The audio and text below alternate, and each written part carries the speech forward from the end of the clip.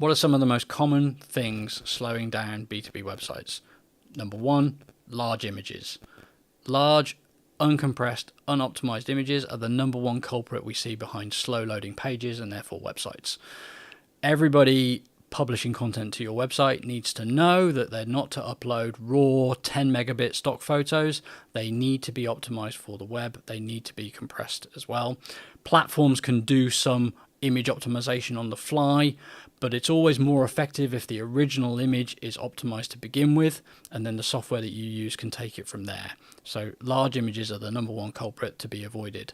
Similarly, large auto-playing videos can have the same impact and should be reviewed with care. Video is a very powerful medium that has lots of positive use cases, but large automatically playing videos on your homepage or on your product pages can have a really detrimental effect to performance and user experience, so consider those.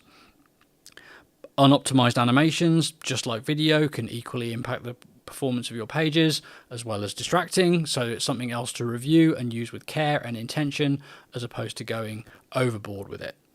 Staying on design and content, loading in too many custom fonts or loading in fonts incorrectly can cause both page load performance issues and also user experience glitches that people observe when they first visit the page. So it's yet another thing to make sure that the people developing your site and the people publishing to your content know exactly what they're doing to make sure that all performs to the best possible level.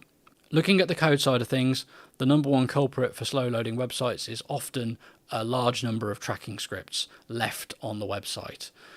It's by all means acceptable to use tracking scripts to gather important data, for example, to track conversions on campaigns or to create heat maps, but it's best to remove those scripts when they're not being used, because every additional script, whether it's in the header or the footer, can have a really negative impact on page load speed, on your core Web Vitals performance, and on the user experience. So it's best to keep them to a minimum, and they often grow over time, so something to review.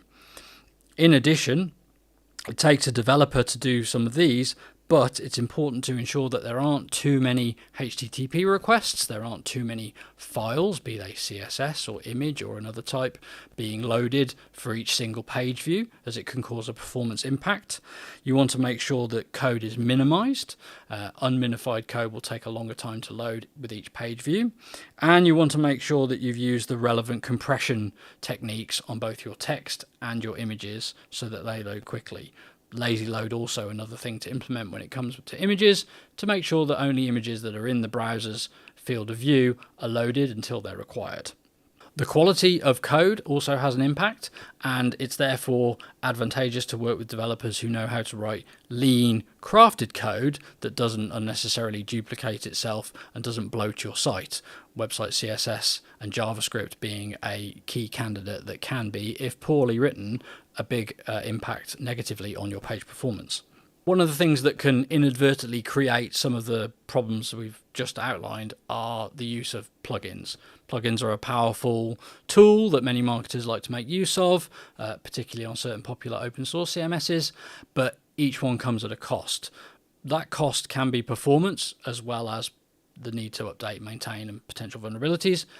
But with more and more plugins, you're going to see more and more server-side HTTP requests, more and more calls to external systems potentially, more and more code being loaded with each page view. So over time, those can accumulate and they can negatively impact page performance too. So as with tracking scripts, fewer plugins is always going to be better, and reviewing them all the time to make sure that you don't have plugins that you're no longer using loading resources is a good practice to make sure your site performs optimally. If you can operate without plugins at all, then I highly recommend it, because usually they introduce features that are nice to have rather than critical to have and come at a cost.